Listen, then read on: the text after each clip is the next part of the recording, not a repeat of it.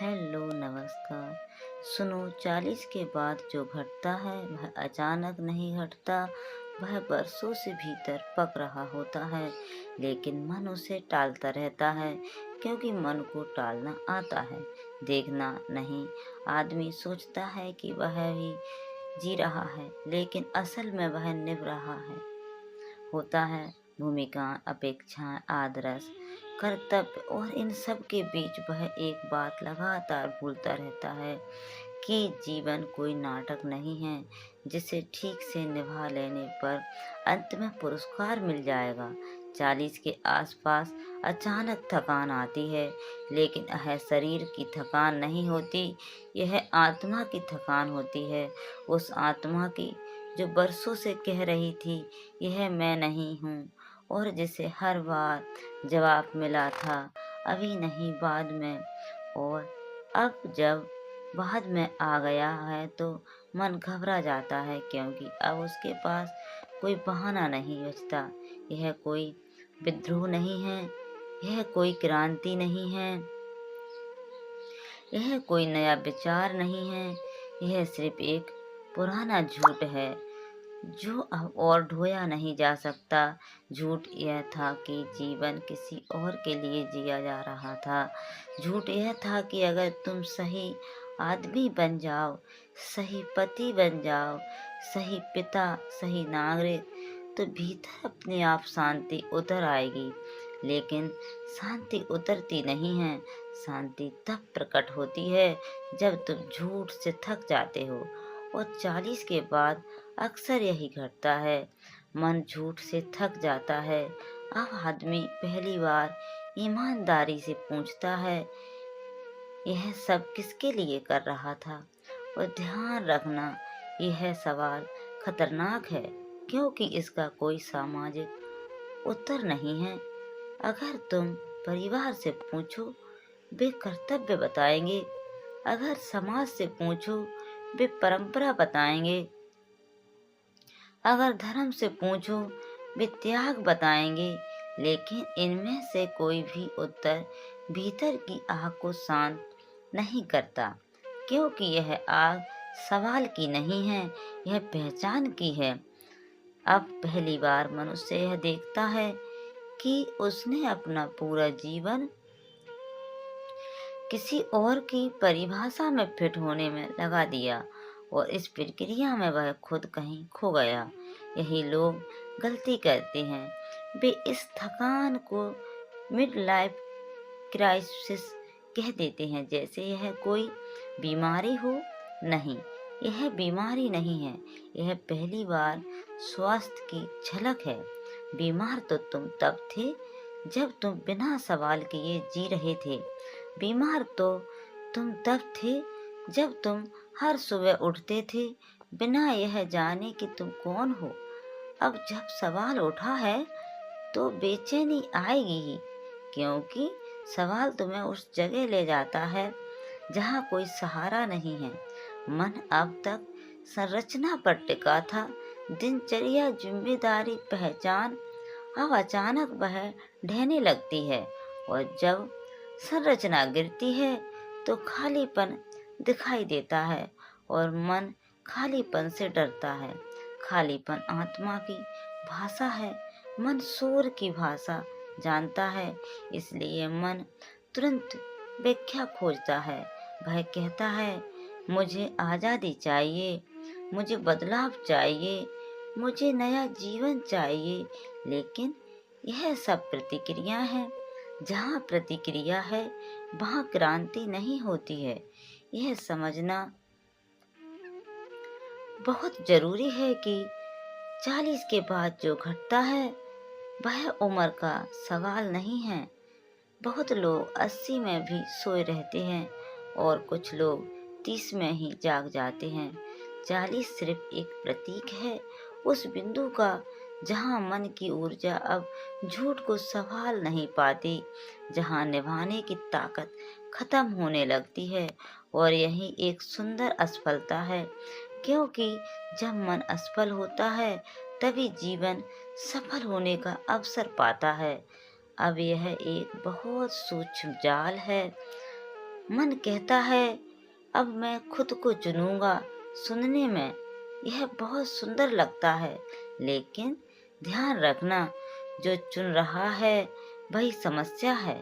पहले तुम दूसरों के लिए जी रहे थे, अब तुम अपने लिए जीना चाहते हो, लेकिन दोनों ही स्थितियों में केंद्र वही है, मैं। और जब तक मैं केंद्र में है, तब तक कोई मुक्ति नहीं है, सिर्फ रूप बदलते हैं।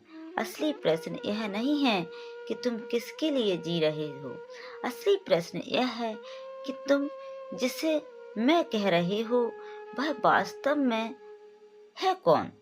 और यह प्रश्न खतरनाक है, क्योंकि इसका कोई उत्तर शब्दों में नहीं आता। यह प्रश्न तुम्हें मौन की ओर धकेलता है, और मौन में कोई भूमिका नहीं टिकती है, ना पाती है। कुंवारा ना सफल ना असफल, वह सिर्फ उपस्थिति होती है। इसलिए अगर 40 के बाद तुम्हें लग रहा है कि कुछ टूट रहा है, तो डरना मत। टूट रहा है वही जो कभी सच था ही नहीं। लेकिन ध्यान रखना, नया कुछ पकड़ने की जल्दी मत करना। नया विचार, नई पहचान, नया झंडा, यह सब मन की पुरानी आदतें हैं। मन खाली रहना नहीं जानता, लेकिन आत्मा वही प्रकट होती है जहाँ मन खाली होने का साहस करता है।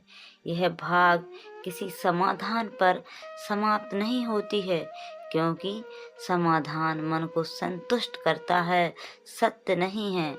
यह भाग सिर्फ एक द्वार खोलता है उस जगह की ओर जहाँ से भागना मन की आदत है। जब तुम उस जगह पर टिक पाओगे, बिना नाम दिए, बिना निर्णय किए, बिना घोषणा किए, तभी आगे कुछ घटेगा। और वही आगे का विषय है। अब बहुत ध्यान से सुनो, क्योंकि यहाँ मन सबसे ज्यादा चालाक हो जाता है। जब पुरानी पहचानें ढीली पड़ती हैं, जब निभाने की ताकत खत्म होने लगती है, जब भीतर एक खालीपन झांकने लगता है, तो मन घबरा जाता है। मन को खालीपन से ज्यादा कोई चीज डराती नहीं है। खालीपन का मतलब है नियंत्रण का अंत। इसलिए मन तुरंत कुछ नया गढ़ लेता है, एक नई कहानी, एक नया आदर्श, एक नया झंडा। वह कहता है अब मैं आजाद हूँ, अब मैं खुद को चुनूंगा, अब मैं अपनी शर्तों पर जीऊंगा। सुनने में यह सब बहुत क्रांतिकारी लगता है। जहाँ भी मैं बचा है वह क्रांति नहीं हुई, सिर्फ भूमिका बदलती है। पहले मैं दूसरों के लिए जी रहा था, अब मैं अपने लिए जीना चाहता हूँ। लेकिन दोनों ही स्थितियों में केंद्र वही है, मैं। पहले मैं कर्तव्य से बंधा था, अब मैं स्वतंत्रता से बंध गया। फर्क सिर्फ इतना है कि अब जंजीर सुनहरी है, और सुनहरी जंजीर इसे सबसे खतरनाक होती है, क्योंकि वह केंद्र का एहसास भी नहीं होने देती। मन को चुनाव पसंद है। चुनाव में उसे लगता है कि वह मालिक है। वो कहता है मैं तय कर रहा हूँ, लेकिन आत्मा तय नहीं करती। आत्मा बहती है, आत्मा अनुमति है, नियंत्रण नहीं। इसलिए जब तुम कहते हो मैंने यह जीवन चुना, तो ध्यान रखना, यह अभी भी मन की भाषा है। सच में जागरण तब आता है जब चुनने वाला ही गिर जाता है, जब जीवन चुना नहीं जाता बल्कि जीवन घटित होता है। यहाँ एक बहुत सूक्ष्म धोखा है। आदमी सोचता है कि अब वह जिम्मेदारियों से मुक्त हो गया है, लेकिन असल में उसने जिम्मेदारी का रूप बदल दिया है। पहले वह दूसरों की अपेक्षाएं ढो रहा था, अब वह अपनी अपेक्षाएं ढो रहा है। खुश रहने की, स्वतंत्र दिखने की, संतुष्ट महसूस करने की। लेकिन अपेक्षा चाहे किसी की भी हो, वो बोझ ही होती है। आत्मा बोझ नहीं जानती। इसलिए बहुत लोग इस मोड़ पर आध्यात्मिक भाषा पकड़ लेते हैं। वे कहते हैं मैं जाग गया हूँ, मैं समझ गया हूँ, मैं अब किसी भ्रम में नहीं। जिस दिन तुम सच में समझ जाते हो, उस दिन यह कहने की ज़रूरत ही नहीं रहती, क्योंकि समझ शब्द नहीं है, समझ मौन है, और मौन कभी घोषणा नहीं करता। मन यहाँ एक और खेल खेलता है, वह तुलना शुरू कर देता है। वह कहता है, देखो दूसरे अभी भी फंसे हैं, मैं मुक्त हूँ। और यही वह क्षण है जहाँ अहंकार नया जन्म लेता है। आध्यात्मिक अहंकार, यह अहंकार पुराने से ज़्यादा खतरनाक होता है, क्योंकि यह खुद को पवित्र समझता है, और जहाँ पवित्रता का दावा है, वहाँ सत्य नहीं टिकता। ध्यान रखना, जागरण किसी से ऊपर उठना नहीं जाएगा, जागरण किसी से अलग होना भी नहीं चाहेगा। जागरण सिर्फ इतना है कि अब तुम अपने ही मन के खेल को देख पा रहे हो, और देखने में कोई गर्व नहीं होता, देखने में विनम्रता होती है, क्योंकि जब तुम सच में देखते हो तो तुम्हें साफ दिखता है कि तुम जितना सोचते थे उससे कहीं ज़्यादा सोए हुए थे। यहाँ एक और बात समझो, मन कहता है अब मैं अकेला रहूँगा, अब मुझे किसी की ज़रूरत नहीं। लेकिन अकेलापन भी अगर घोषणा बन जाए तो वह भी एक पहचान है। आत्मा ना अकेली होती है, ना साथ में। आत्मा सिर्फ होती है, वह संबंधों से परिभाषित नहीं होती, वह संबंधों में भी स्वतंत्र होती है, एकांत में भी। इसलिए अगर तुम इस मोड़ पर हो जहाँ पुराने ढांचे गिर चुके हैं और नए अभी बन रहे हैं, तो सबसे बड़ा साहस यही है, कुछ भी नया मत पकड़ो। ना नई पहचान, ना नया आदर्श, ना नया निष्कर्ष। बस देखो कि मन कैसे बेचैन होता है, बस देखो कि मन कैसे किसी न किसी सहारे की तलाश करता है। यही देखना है असली साधना। मन की आखिरी चाल यही है कि तुम लगे कि तुम अब मन से बाहर आ गए हो, और यही सबसे बड़ी कैद है, क्योंकि जो यह दावा कर रहा है कि मैं बाहर आ गया, वही मन का आखिरी रूप है।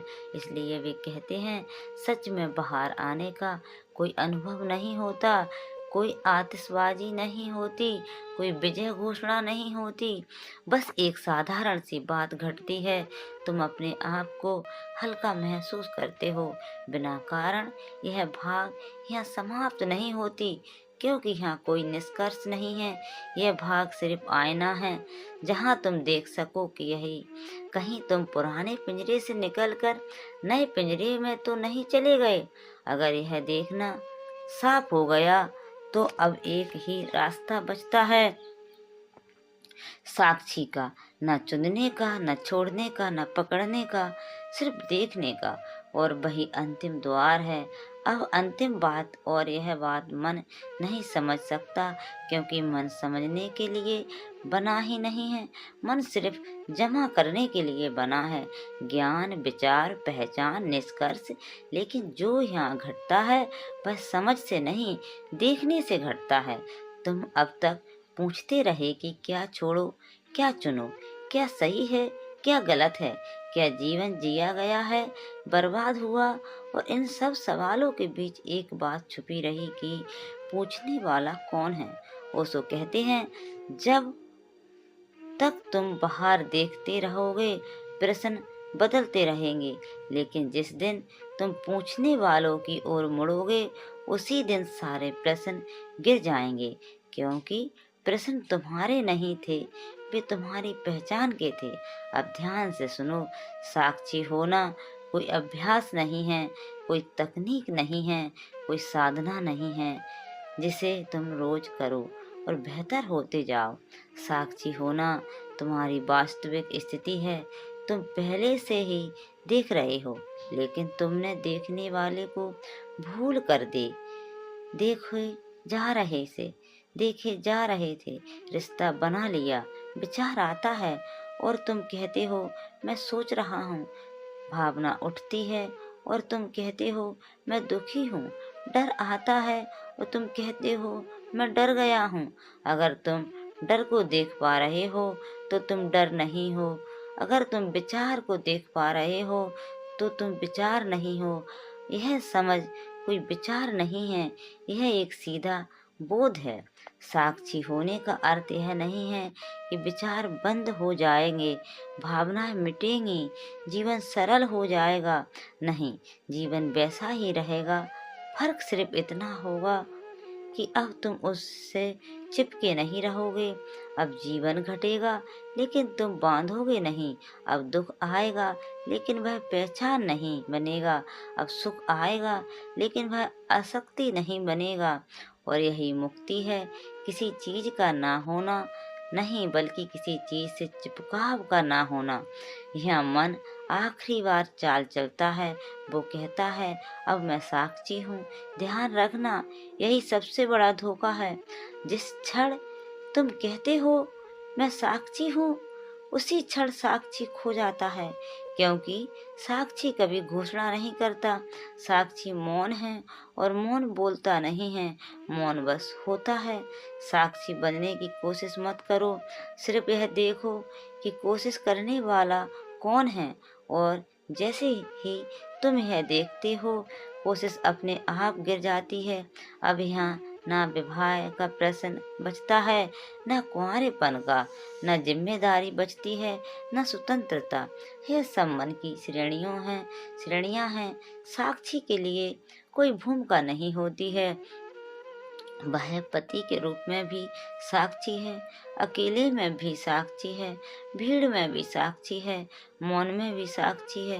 इसलिए जो लोग सोचते हैं कि जागरण का मतलब किसी विशेष जीवन शैली को अपनाना है, वे चूक जाते हैं।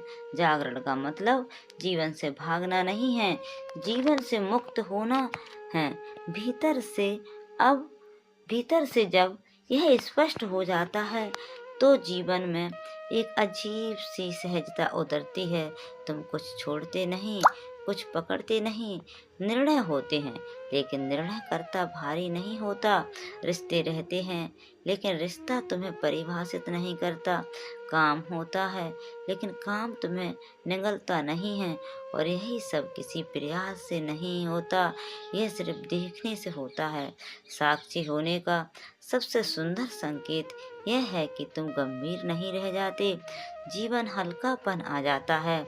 तुम हंस सकते हो खुद पर भी, तुम अपनी पुरानी धारणाओं को देखकर मुस्कुरा सकते हो। तुम यह देख सकते हो कि कैसे बरसों तक तुम एक ऐसे में की रक्षा करते थे जो कभी था ही नहीं। और इस हंसी में कोई कड़वाहट नहीं होती, कोई पछतावा नहीं होता, सिर्फ करुणा होती है, अपने लिए भी दूसरों के लिए भी। अब एक बहुत सूक्ष्म बात, साक्षी होने का मतलब निष्क्रिय हो जाना नहीं है। निष्क्रिय हो जाना नहीं है, यह सबसे बड़ा भ्रम है। साक्षी होना जीवन से हट जाना नहीं है, बल्कि जीवन में पूरी तरह उपस्थित हो जाना है, बिना बोझ के। साक्षी सबसे ज्यादा जीवन होता है, वह जीवन को पूरी तीव्रता से जीता है, क्योंकि अब उसने उसमें डर नहीं है। डर से पैदा होता है जब मैं ढीला पड़ जाता है, डर अपने आप गिर जाता है, और जब डर गिरता है तो जीवन पहली बार ताजा लगता है। साधारण चीजें भी गहरी लगने लगती हैं। चलना, खाना, देखना, सुनना, कोई विशेष अनुभव नहीं चाहिए, कोई आध्यात्मिक उपलब्धि नहीं चाहिए। यही साधारणता परम है। यही ओशो का संदेश है, जो साधारण है वही सत्य है, और जो विशेष बनने की कोशिश है वही अहंकार है। अब इस यात्रा का कोई अंत नहीं है, क्योंकि जहाँ साक्षी है वहाँ कोई लक्ष्य नहीं है। यह कोई अंतिम अवस्था नहीं, यह कोई मुकाम नहीं। यह सिर्फ इतना है कि अब तुम जीवन के रास्ते में खड़े नहीं, जीवन बह रहा है और तुम उसके साथ बह रहे हो, बिना दिशा तय किए, बिना परिणाम मांगे। इसलिए अगर तुम यहाँ तक आए हो तो कुछ भी मत करो, यही सबसे कठिन बात है। मन कुछ करना चाहता है, लेकिन यहाँ कुछ करना नहीं है, बस देखना है, और यह देखना तुम्हारे बस में नहीं है। यह घटता है जब तुम थक जाते हो, जब तुम झूठ से थक जाते हो, जब तुम पहचान से थक जाते हो, और तब अचानक बिना किसी घोषणा के, बिना किसी प्रमाण के, बिना किसी शोर के एक मौन उतरता है, और उस मौन में ना पुरुष बचता है, ना स्त्री, ना विवाह, ना अविवाहित, ना खोजी, ना ज्ञानी। वहाँ सिर्फ जीवन है, निर्दोष, निर्भय, स्वतः सिद्धि। यही है, और यही शुरुआत भी है।